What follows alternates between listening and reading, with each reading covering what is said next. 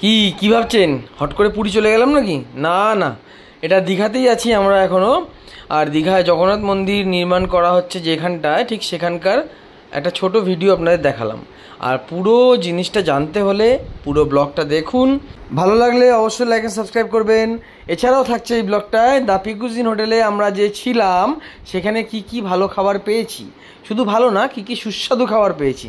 তো সেটা জানতে হলে পুরো ব্লগটা আপনাকে অবশ্যই দেখতে হবে, কারণ এই ব্লগে আমরা পিকুজিন প্রপার্টিটা আপনাদের পুরোপুরি এক্সপ্লোর করব। তো যাই হোক, hello guys, welcome back to Mithai magic channel. তো এটা হচ্ছে দীঘার দ্বিতীয় দিন। আমরা দীঘার দ্বিতীয় দিনে পিকুজিন হোটেলেই আছি এখনও অবধি। তো এই পিকুজিন হোটেলে সকালবেলায় আমরা ব্রেকফাস্ট বুক করেছিলাম, হচ্ছে বাফেট ব্রেকফাস্ট। তো এই বাফেট ব্রেকফাস্ট খেতে এখন যাব, তার জন্য রেডি হয়েছি আমরা সবাই। তো চলে আসি পিকুজিনের রেস্টুরেন্টে। তো এই রেস্টুরেন্টে এসে আমরা কি দেখলাম রেস্টুরেন্টটা যথেষ্ট ওয়েল ডেকোরেটেড। আর শুধু ওয়েল ডেকোরেটেড না, এদের ইন্টেরিয়ারটাও কিন্তু দুর্দান্ত, মানে মারাত্মক। তো আপনারা দীঘা আসলে অবশ্যই দীঘার এই দ্য পিকুজিন হোটেলটায় কোনোদিনও থাকার সুযোগ পেলে অবশ্যই থাকবেন। তো এদের ব্রেকফাস্টে কী আছে চলুন দেখে নিই চট করে, কারণ ব্রেকফাস্টে ছিল বাফেট ব্রেকফাস্ট আর আমরা এটা বুক করেছিলাম, এর জন্য আলাদা আপনাকে চার্জেস অ্যাপ্লাই হয়। তো সেই ব্রেকফাস্টে কী আছে, জ্যাম, বাটার, ব্রেড। তো একটা টোস্টার মেশিনও আছে, তো ব্রেড টোস্ট করে সবাই জ্যাম বাটার খাচ্ছে। তো যাই হোক, আমি প্রেফার করি পুরি সবজি, তো আমি পুরি ঢাকনাটা খুলতে দেখলাম পুরির সংখ্যা বেশ কম আছে। যাই হোক, ওদের বলাতে ওরা এটাকে রিফিল করে দেবে। তো পুরীর সাথে আছে সবজি, এটাও দেখলাম কম, কারণ আমরা কি দেরি করে আসলাম? হ্যাঁ, মনে হচ্ছে আমরা দেরি করে এসেছি, কারণ ব্রেকফাস্টের টাইম ওদের সকাল 9টা থেকে শুরু হয়। যাই হোক, আমাদের সকালবেলা উঠতে একটু দেরি হয়ে গেছে, তো যা পেয়েছি তাই যথেষ্ট পরিমাণে নিয়ে আমরা খেতে বসে পড়েছি। আর ব্রেকফাস্টটা করে নিই চলুন চটপট। করার পরে আপনাদেরকে ঘুরিয়ে দেখাবো পিকুজিন হোটেলটা। তাহলে চলুন ঝটপট ব্রেকফাস্টটা সেরে ফেলি।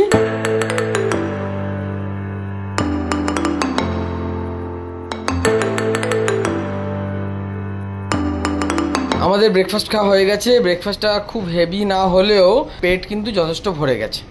তো যাই হোক, আমরা একবার আপনাদেরকে পিকুজিন হোটেলের প্রপার্টিটা দেখিনি, কারণ গতকাল রাতে আমরা সন্ধ্যেবেলা ঢুকেছিলাম, তো তাই ভিডিওটা ঠিকঠাক তুলতে পারিনি।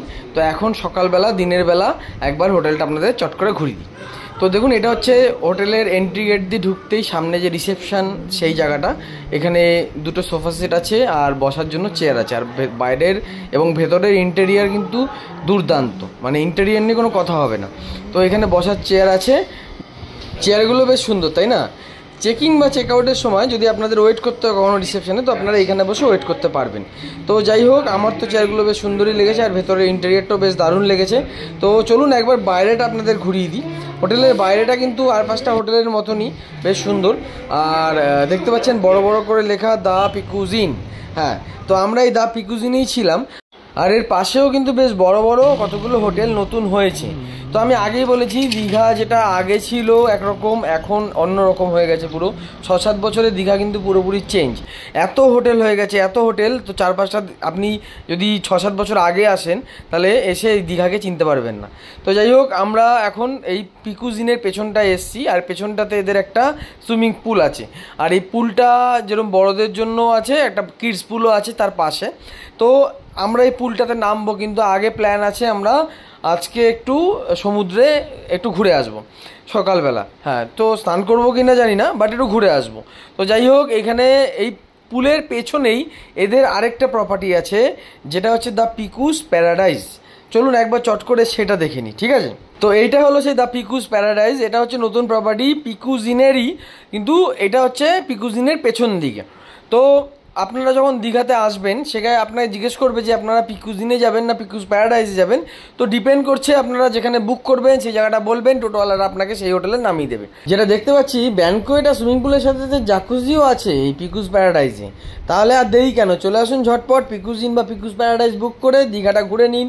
তো আমরা তো দীঘাটা এখন ঘুরবো বলে ঠিক করেছি, কিন্তু দিনের বেলা কাঠ ফাটা রোদ, ঠিক আছে? তো জানি না কতটা কি যেতে পারবো।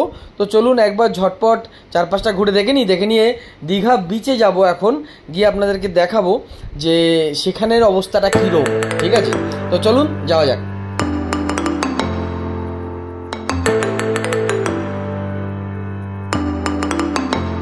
দেরি না করে ঝটপট রেডি হয়ে গেলাম বিচে যাওয়ার জন্য।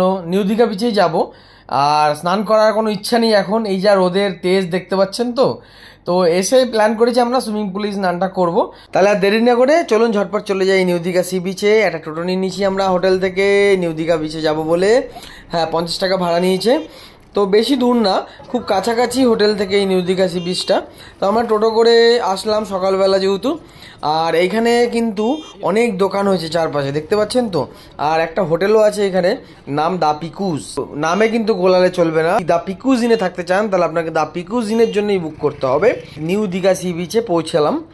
পৌঁছে দেখছি প্রচণ্ড রোদ, কিন্তু সি বিচটা অ্যাকচুয়ালি যেটা বালির বিচ ছিল সেই বালি তো দেখা যাচ্ছেই না। কাঠফাটা রোদের মধ্যে বোল্ডারের ছড়াছড়ি আর মানুষের একটা ঢল, মানে মানুষের ভিড় প্রচণ্ড।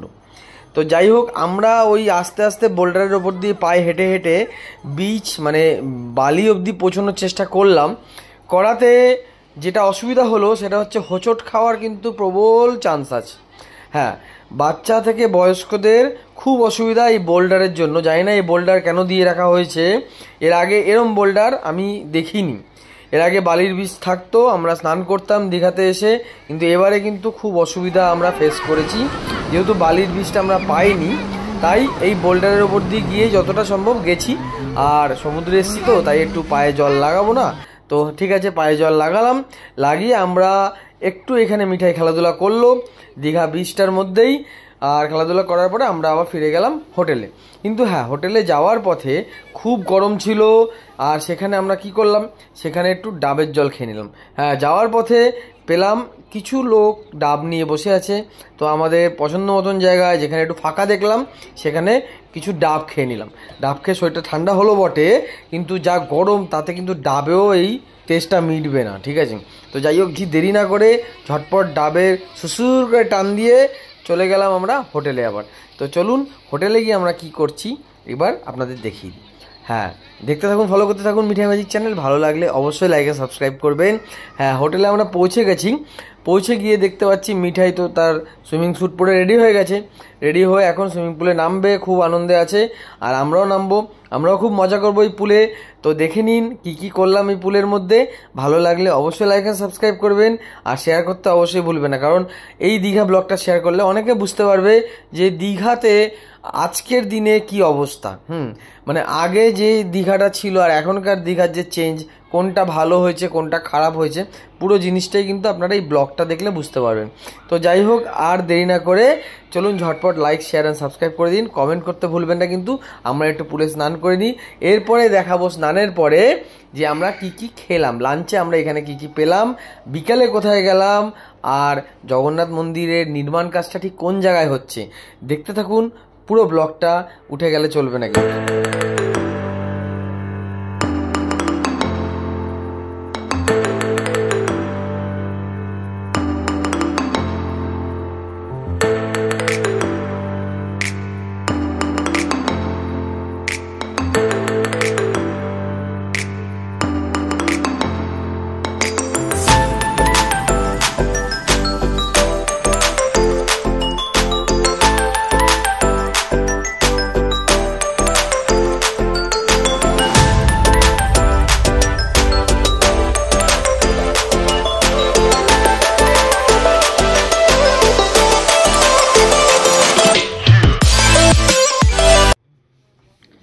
স্নান করার পরে প্রচণ্ড খিদে পেয়েছে, ঠিক আছে, বিশ্বাস করুন। তাই লাঞ্চটা আমরা ঠিক করেছিলাম রেস্টুরেন্টে এসেই খাবো। আর রেস্টুরেন্টের ভেতরের ইন্টেরিয়ারটা তো সকালবেলা ব্রেকফাস্টের সময় আপনাদেরকে দেখিয়েছিলাম, কিন্তু এদিকটা আশা করি আসা হয়নি। তো একবার আপনাদেরকে এদিকটাও ঘুরিয়ে দেখিয়ে দিই। এইদিকে কিন্তু পুরো স্ট্রাকচারটা উডেন স্ট্রাকচার। আর আমার তো বেশ ভালো লেগেছে, কারণ এদের রুম থেকে শুরু করে রেস্টুরেন্ট সব জায়গারই ইন্টেরিয়ার চমৎকার। তো যাই হোক, আমরা খাবার অর্ডার করে দিয়েছি। তো খাবার আস্তে আস্তে একবার চারপাশটা আপনাদেরকে ঘুরিয়ে দেখি, ঠিক আছে, চলুন।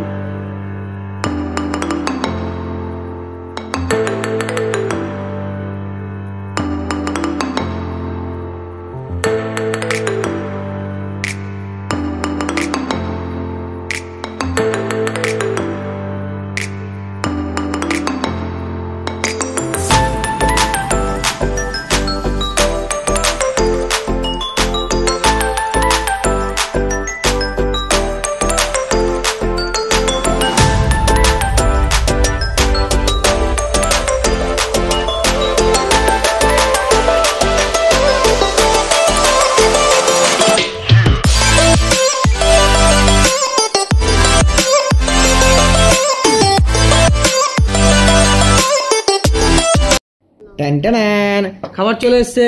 আচ্ছা, খাবারটা কিন্তু বাফে না, লাঞ্চটা ছিল আলাকাটে। তো আমরা নিয়ে নিয়েছিলাম দেরাদুন রাইস, সোনামুগ ডাল, ঝুরঝুরে আলু ভাজা, সর্ষে ইলিশ, ভাপা ইলিশ 2 রকমের নিয়েছিলাম। ইলিশটা এদের খুব টেস্টি, আমি শুনেছিলাম। আচ্ছা, সাথে ছিল পোস্তর বড়া, হ্যাঁ খুব সুন্দর খেতে। আচ্ছা, ক্র্যাব মশলা আর প্রন মালাইকারি। ও হ্যাঁ, শেষ পাতে চাটনি। তো যাই হোক, দেরি না করে ঝটপট খেয়ে আপনাদেরকে জানিয়ে দিচ্ছি যে কোন খাবারটা কেমন লাগলো। দেখতে থাকুন, ফলো করতে থাকুন, আর ভালো লাগলে ভিডিওটা অবশ্যই সাবস্ক্রাইব করবেন। খাবারগুলো দারুণ টেস্টি ছিল। ইলিশ, পোস্ত বড়া আর চিংড়ি মালাইকারিটা তো অসাধারণ ছিল। যাই হোক, খাওয়ার পরে হজম করার জন্য কোল্ড ড্রিঙ্কস নিয়ে নিয়েছি যাতে হজম হয়ে যায়। এরপর আমরা ওল্ড দীঘায় বেরোবো। আর মিঠাইও চলে গেছে ব্যালকনিতে, সেখানে গিয়েও গতকালের কেনা বাবেলস নিয়ে খেলা শুরু করেছে। তো একটু পরেই আমরা বেরোবো ওল্ড দীঘাতে তো যাবো। আর যাওয়ার পথে সেখানে কিন্তু জগন্নাথ মন্দিরের নির্মাণ কাজটা আপনাদেরকে অবশ্যই দেখাবো। তো চলুন ঝটপট রেডি হয়ে যাই, আর দেরি না করে বেরোই ওল্ড দীঘার পথে। আর বেরোনোর পথে সবাইকে দেখাবো রাস্তার পাশে জগন্নাথ মন্দির নির্মাণের কাজ। তো আমরা রেডি হয়ে গেছি, রেডি হয়ে আমরা বেরিয়ে পড়েছি। এখন এই ঠিক হোটেলের পাশ থেকেই আবার টোটো ধরবো, টোটো ধরে ওল্ড দীঘা যাবো। ওল্ড দীঘাটা একটু হোটেল থেকে দূরে, তাই টোটো ভাড়া 100 টাকা নেবে। আমরা এখন বিকালে বেরিয়েছি, এখন যাব দীঘার ওল্ড দীঘাতে যে বিচটা আছে ওইখানে যাব। তো গিয়ে আপনাদের দেখাবো যে ওখানে কি আমরা দেখব। সবাই ঝটপট রেডি হয়ে হোটেলের পাশ থেকেই টোটোতে উঠে বসলাম। টোটোতে উঠে আমরা যেটা দেখলাম, রাস্তায় যাওয়ার পথে অনেক কিছুই দেখলাম, কিন্তু যেটা সবচেয়ে চোখে লাগলো, সবচেয়ে ভালো লাগলো জগন্নাথ দেবের মন্দির। আর এই মন্দিরটা দেখে যেন মনটা জুড়িয়ে গেল। সত্যি বলতে কি, বিশাল জায়গা জুড়ে এই মন্দিরটা হচ্ছে। আর এই মন্দিরটা যখন হবে, দীঘায় আসা প্রত্যেক পর্যটকের কাছে এটা একটা দর্শনীয় স্থান হবে। আর দীঘাতে কিন্তু আরও ভিড় বেড়ে যাবে। তো এই মন্দিরটা বিশাল জায়গা জুড়ে তৈরি হচ্ছে, খুব সুন্দর তৈরি হচ্ছে। আপনারা আসলে অবশ্যই এই নির্মাণ কাজ দেখবেন। আমরা অল্পটুকু দেখতে পেয়েছি, আর যেটুকু পেয়েছি সেটুকু আপনাদের দেখালাম। ভালো লাগলে অবশ্যই লাইক অ্যান্ড সাবস্ক্রাইব করবেন। আমরা ওল্ড দীঘা প্রায় পৌঁছে গেছি। আর পৌঁছানোর পথে চারপাশের দোকানগুলো আপনাদের একবার দেখিয়ে দিই। এইখানে কিন্তু খুব বেশি চেঞ্জ হয়নি, আমি আগেও যা দেখেছিলাম এখনও তাই দেখছি, খুব একটা বেশি চেঞ্জেস হয়নি। বাট হ্যাঁ, ওল্ড দীঘার যে মার্কেটটা সেইখানটা কিন্তু অনেক চেঞ্জ হয়েছে, আর সেটা আপনাদেরকে এখন দেখাবো। আর যেটা দেখতে গেলে কিন্তু এই ব্লগটা পুরোটা দেখতে হবে। তো আমরা এখন বিচের পাশ দিয়েই যাচ্ছি, আর যাওয়ার পথে শুরুতেই দেখলাম বিশাল চেঞ্জ। ওয়াও মোমো, ওয়াও চায়নার দোকান, আর ওপরে বারিস্তার কফি শপ। তো বারিস্তার কফি শপে তো আমি এখন ঢুকবো না, তাই আগে বিচটা ঘুরে আসি। ঘুরে এসে যদি রাতে সময় পাই অবশ্যই একবার এখানটা ঢু মেরে যাবো। আমরা ওল্ড দীঘা সি বিচে পৌঁছে গেছি, আর বিকেল হয়ে গেছে। বিকেলের প্রায় বলতে পারেন শেষের দিকটা চলছে, কারণ সূর্যি মামা প্রায় ডুবছে বললে চলে। কিন্তু যতই সূর্যি মামা ডুবুক না কেন, মানুষের ভিড় কিন্তু বাড়ছে বই কমছে না। আমরা এখানে একটা জায়গা খুঁজে এখন বসবো, আর বসে সমুদ্রের আনন্দ উপভোগ করব। এইখানে পাশেই একটা জায়গায় দেখছিলাম আই লাভ দীঘা বলে একটা স্ট্যাচু আছে, ঠিক আছে। তো আর এই আই লাভ দীঘা, হ্যাঁ এইখানটাতেই প্রচুর লোকে আসছে আর ফটো তুলছে। শুধু একা না, ফ্যামিলি নিয়ে আসছে, ফটো তুলছে। দেখে খুব ভালো লাগলো আমার। জায়গাটা খুব সুন্দরভাবে সাজানো হয়েছে এই ওল্ড দীঘা সি বিচটা। দেখতে দেখতে সন্ধে নেমে আসছে, আর সন্ধে নামার সাথে সাথে ভিড়ও বেড়ে আসছে। তো আমরা একটা জায়গা নিয়ে এখানে বসে থাকবো, আর বসে থেকে সমুদ্রের আনন্দ উপভোগ করব। এরপরে চলে যাব হচ্ছে আমরা হোটেলে গিয়ে রাতের ডিনারে কি করলাম সেটা জানতে হলে পুরো ব্লগটা দেখতে হবে। আর এইখানে মিঠাই কিন্তু একটা জিনিস করে ফেললো, চলুন সেটা আপনাদের দেখিয়ে দিই কী করলো।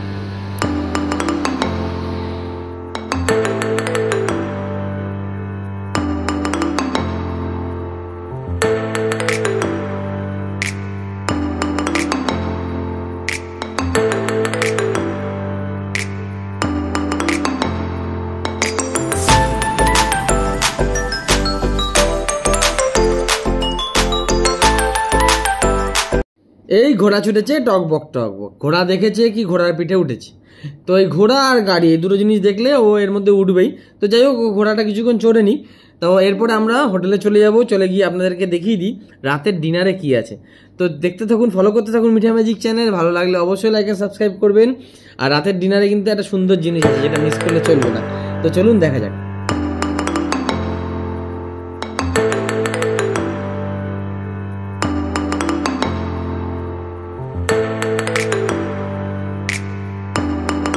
ঘোরাচড়া হয়ে গেছে। এখানে একটা অদ্ভুত রকমের জিনিস দেখলাম, ঠিক আছে। আমি লোকটাকে বললাম, দাদা গরম চা দেবেন? বললো হ্যাঁ দেবো।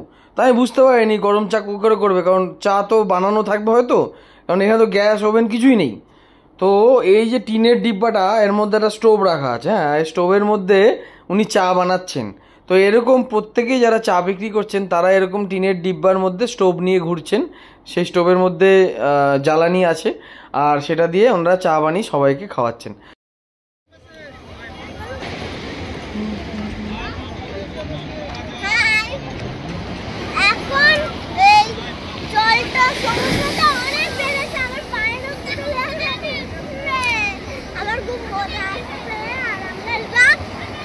বসে আছি